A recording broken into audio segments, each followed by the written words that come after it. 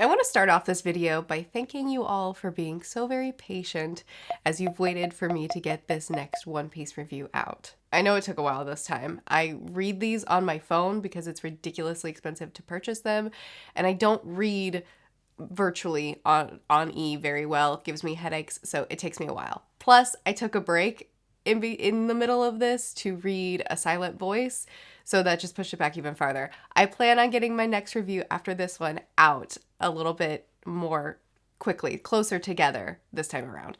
Also, I have a cold. I apologize for my voice, but I wanted to get this out. So this video is going to be a review for the third saga in One Piece, which is volumes 23 through 34, chapters 218 through 302. Pretty sure I got that right. They'll be on the screen if it's wrong. This third saga only has 2 arcs in it, and it takes place in Skypia? Is that what it's called?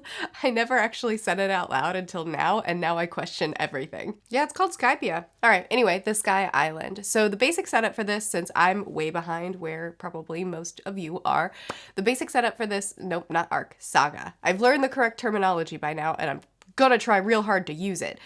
The setup for this third saga is that all of a sudden Nami's log pose, is that correct? Her navigation device on her wrist is pointing up and a ship falls from the sky, but the ship is several hundred years old. Anyway, through a series of very interesting events and monsters, they meet someone who tells them the story of the Sky Island, and they decide we need to be there.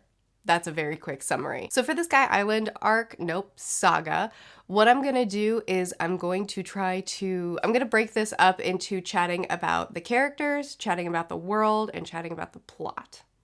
Maybe we'll see if that structure works. Okay, let's go. Characters. I love these characters so much, and I don't know, it's always fun to get to know them a little bit better in each saga that I read.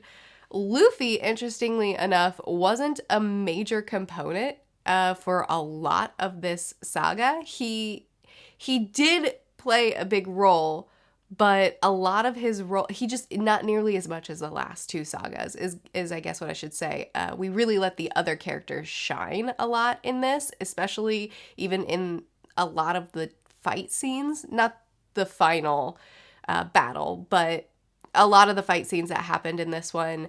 Luffy was taken out. He was eaten by a giant serpent thing. Didn't even know it because he's Luffy.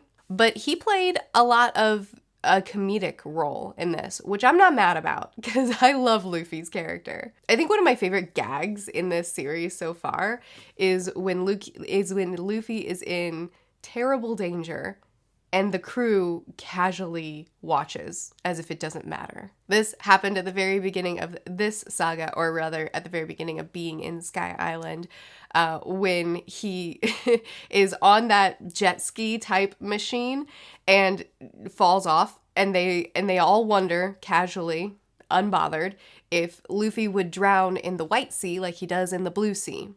And he does. And they just, oh, all right, well, now we know.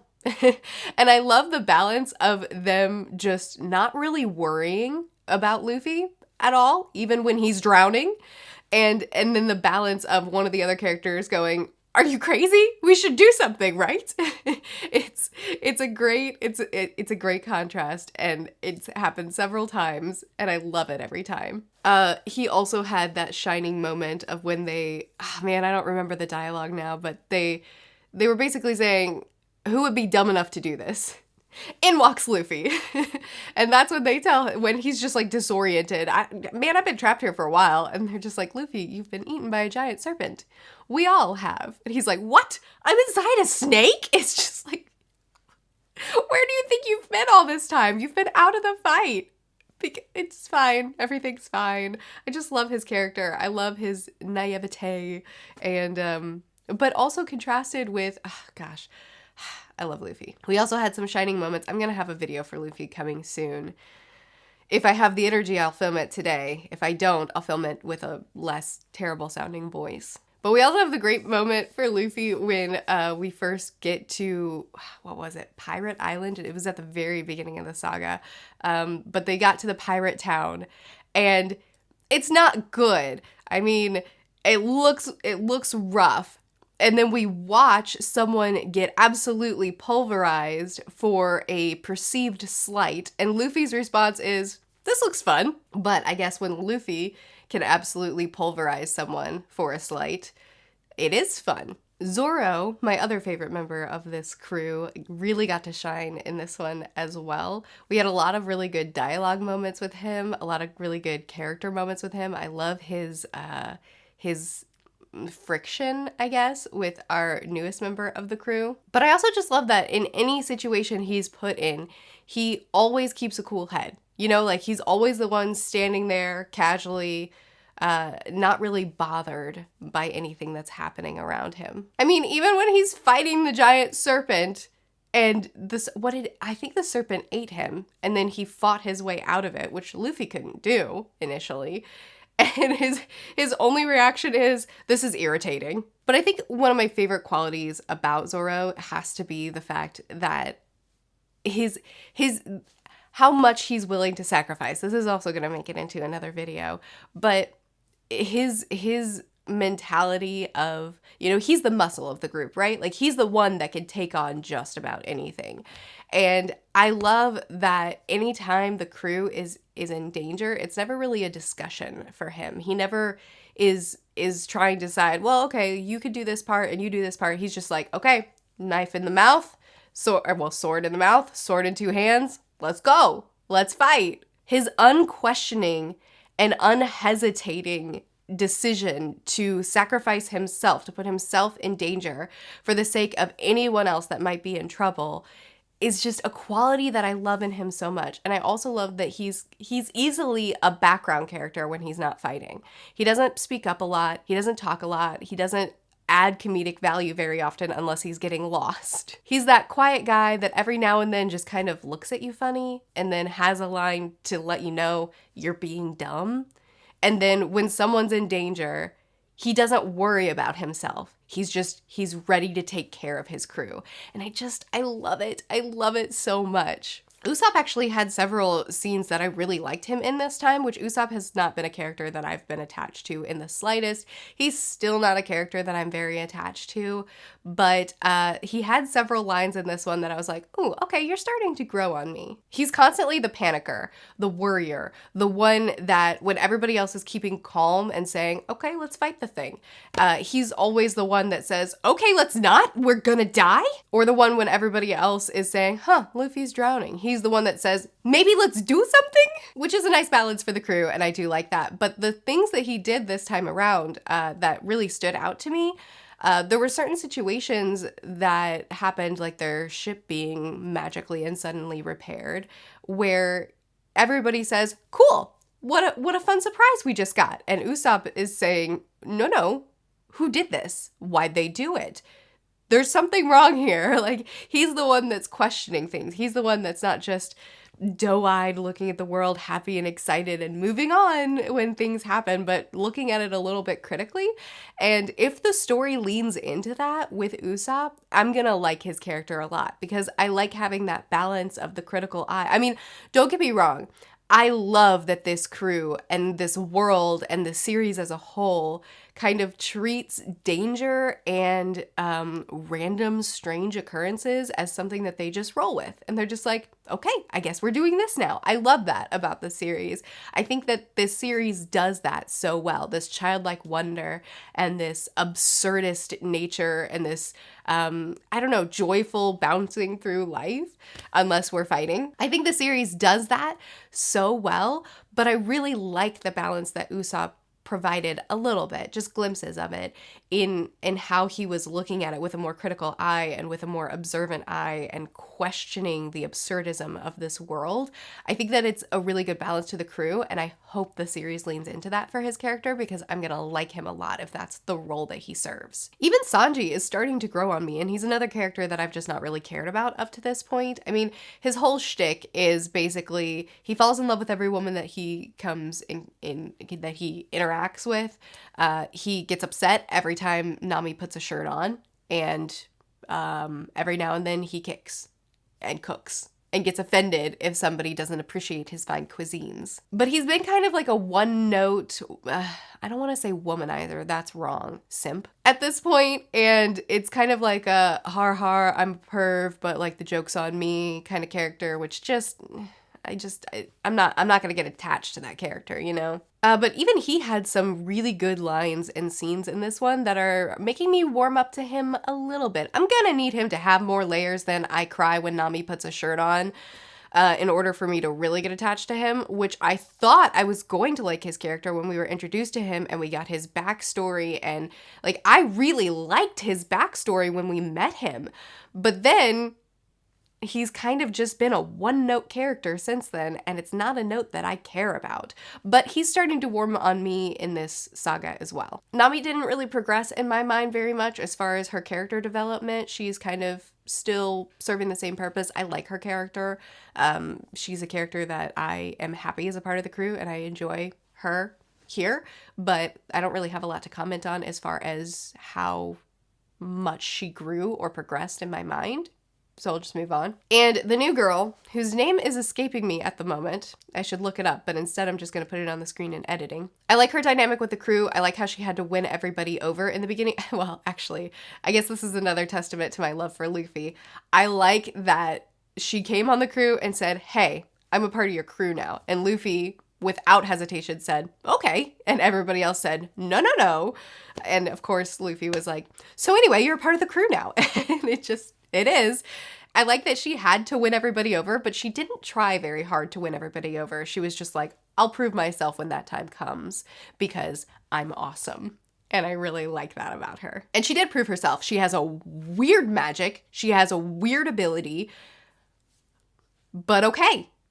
She's great. I like her personality. I think she and Zoro bounce off of each other really well. And I'm not a shipper, but I'll make a prediction. I see those two being together at some point in the series. But I think that they have really good chemistry. I think that they work really well together. I think that in general, she has a good chemistry with Nami. In general, I like her as a part of this crew a lot. And then you have Hopper, who at this point I just sort of feel bad for. I think that he does so much for this crew that they don't see.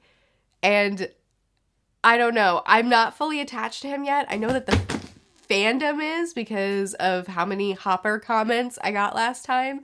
I like him. He's so sweet, but I'm not there. I'm not where you guys are in the level of love for him, but he did do a lot for the crew in this one. He's a very sacrificial character. He's the character that will do what he can for this crew, and I like that about him a lot. Now let's talk about the world, because I really liked the world in this saga.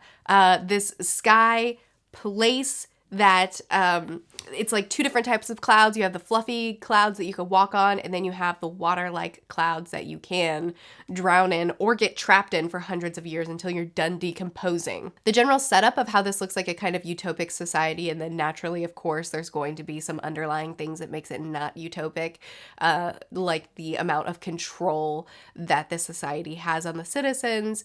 I thought was pretty interesting, pretty cool. Pretty much every new place we went to, whether it was the forest or the other island that I can't think of the name of, where the main conflict really happened.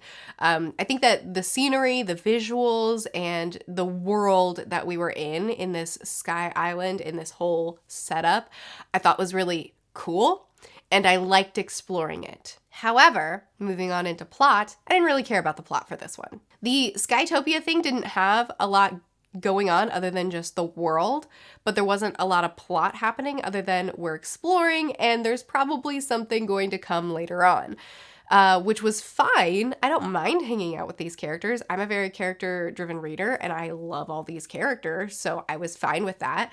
But then once the plot happened, it was this sort of, you know, just all the bad guys come out of the woodwork, which is pretty normal for this series when it's time for conflict.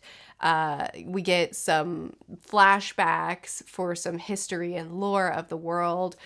We get the conflict of this part of the island was stolen, but now they need to keep the stolen island because they kind of survive off of it. But the other people want to take back what is theirs, and then the conflict of, oh no, are we actually the bad guys here? You know, it wasn't bad. I didn't dislike it. It's just not anything that gripped me that much. And going off of that, I do think it's funny that in my last review, one of my big complaints for this series was that the fight scenes go on too long for my taste. And then we get this saga where at the very least a third of the entire saga is just fight scene after fight scene after fight scene. And I would wager that it might even be closer to half the saga than a third, because man, it was a lot. It was basically the entire second arc was like fight scene, little reprieve, fight scene, little reprieve, major giant big fight that the saga's gonna end on. There were, I don't know, maybe I'm misinterpreting things. Maybe I want stakes that won't be there, but there were several what I thought were fake out deaths. There were several moments and instances where it looked like the characters had died. You know, they'd been shot with lightning or something, face down on the ground, not moving, people freaking out, looked like a lot of death. And then each time they got back up after a few panels or after a few chapters and kept fighting and then maybe got knocked out again. I think Sanji got knocked out 3 separate times. And maybe that's on me. Maybe by now I should understand the tone of this series well enough to know that our main characters aren't gonna die. And anytime somebody looks like they're badly wounded, they're just gonna be knocked out. But for me, this is definitely removing some of the stakes. You know, like you have the comedic thing that they do where they're like, oh, Luffy's in danger. Anyway, you wanna go grab lunch? And I like that, but it's also being coupled with when there is real danger. And people are really getting beat and bloodied and bruised, I'm starting to feel no stakes because, you know, nothing's really happening other than just a big fight and then they get back up again, which is fine, I guess. I mean, there's really not a character in this crew that I'm looking for their death. Even the characters like Usopp and Sanji, who I'm really not that attached to, I don't want them to die necessarily, but I think if we're doing more than 1,000 chapters, I do want some stakes. Even if death isn't going to be on the table, I want something more than what we've gotten so far, because the fights go on longer than I prefer, and then the fact that I don't worry for anybody makes it, you know, not the best combination for me as a reader. All these things don't deter me. I'm diving right into the next saga, and I'm gonna keep reading because I am enjoying the series so much. I love the characters. I love the humor. Absurdism isn't my taste personally, but I like this. I like this level of absurdism because it's not absurdism.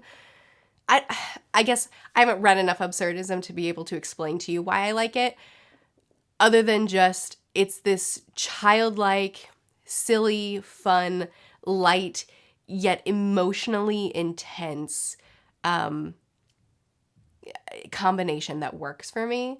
I'll also say that even though I don't care for fights lasting as long as these do, and I would prefer higher stakes, the emotional gratification that we get throughout this series is on point, whether it be with the individual characters, personal journeys and arcs that they're going through. Or I also really liked the way the final battle, the way it ended, and the emotional payoff that we got from all that as well, with the one guy realizing that the thing that he's been fighting for, that his ancestor believed all this time was true, and he finally got that satisfaction. That's really satisfying for the reader to read. Plus, even though this plot wasn't one that interested me all that much, there were a lot of really great scenes that the plot provided. One that comes to mind immediately is the scene where the one angel chick, Coin, I'm pretty sure her name was Coin, when she betrayed them And she admitted it tearfully, and she was like, I have to turn you over or else I'll be killed. And the crew's response to being betrayed was, why would you tell us this? Now you're gonna be killed. You just put yourself in danger. And I love this crew so much. I love that their reaction to something like this, because they're so overpowered, right? Like, they're a really overpowered crew, which I guess is fine because it's a pretty overpowered world. So maybe overpowered they seem overpowered to me, but when you compare them to the world that they're fighting against, it's just a lot of power in this series. But anyway, they're such a competent crew that being in danger is like, oh yeah, another day in the life, you know? And so when she admits, I've put you in danger, and she feels terrible, they're like, well, now you put yourself in danger. Why'd you do it? Don't admit to it. Now, we don't want you to be in danger. Even though she just betrayed them, they're looking out for her safety first because they know they'll get through the trial. And I love that about this crew. I love the attitude of this crew. I love the personality of this crew. I love that this crew is always looking out for people. They're always looking out for each other. They would do anything for each other. They would sacrifice themselves for each other. But then also just the injustices of the world, which, I don't know, maybe I'll go into this more when I make a video for Luffy, but I like that this crew's job, their self-appointed job, isn't to fix the injustices of the world. They're really selfish. I mean, they're after their own goals, but when things come up that seem wrong to them, they'll put their goals on hold to try to set situations right, to try to help these people fight for their freedom. And I really like that about them. I don't know, it's just the perfect balance of, they're not heroes, but they're also, their morality, I guess their morality is kind of flux. I haven't fully narrowed it down, but I do love how selfless they are, yet how selfish they are. Does that make sense? This is a mess. My brain is mud because I have a cold, but also because this is a lot to cover in one video. But basically, my thoughts on Saga 3 of One Piece are generally positive. I love this world. I love every single time we go into a new world. I think that this author is a phenomenal world builder. I enjoy, it's kind of like, I really like portal fantasy. I really like Doorways, Narnia-esque, where we just step into a whole new world that has new rules and new laws, and it's just magical. And that's really what One Piece is to me. It's kind of like a doorway fantasy where every single saga, we step into a new world. We step into a new thing to explore and discover. The imagination in this world is fantastic. I don't tend to care. I like the little conflicts in this series so far. I like the small things that we have to face off against. But the big conflicts, the big battles at the end of each saga, I tend to be a little bit less invested in, even though the god that we faced off in the end of this saga was really cool with his lightning powers and the fact that Luffy is rubber, so it didn't fully affect, like, it was cool. It was all cool. That's the thing. The imagination of this world, the things that the author thinks up are really neat, even if it's something that's like, I don't really care for this big giant battle. The little elements of the battle are still really cool to me. Anyway, back to me trying to compose my final thoughts. My final thoughts are, I'm thrilled I got to hang out with this crew some more. I loved exploring another piece of this world. I didn't care about the plot that much, but that's okay. I'm here for the characters in the world more than anything else anyway. And I'm happy to move on to Saga 4 and see what we've got next. I am on the Wikipedia page to just make sure that I'm stopping where I need to stop. I know where the beginning and the end of each saga is. And I'm not trying to spoil myself, but I do see that the next saga is called Water Saga. And if you don't know this about me already, I love water settings. Put me in the ocean, give me ocean creatures, give me ocean-based lore. I'm gonna be happy. So I'm excited. I know I'm gonna love the crew in the next saga because I always love the crew. I know I'm gonna love the world in the next saga. So even if the plot is another fumble for me or another, it's fine. I'm okay to be here, but whatever. I know I'm gonna have a good time. So I'm excited. Okay. I'm so sorry for my voice. I hope it didn't ruin the video for you. I'm really enjoying reading through One Piece, and I will do my best to pick up the pace.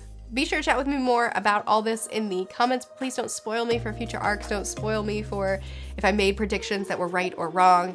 I wanna get there myself. But chat with me more about it in the comments. Join my Patreon if you feel like it. We have a lot of chats there, and have a good time. I post videos every Tuesday through Friday. I'll see you again soon. Bye.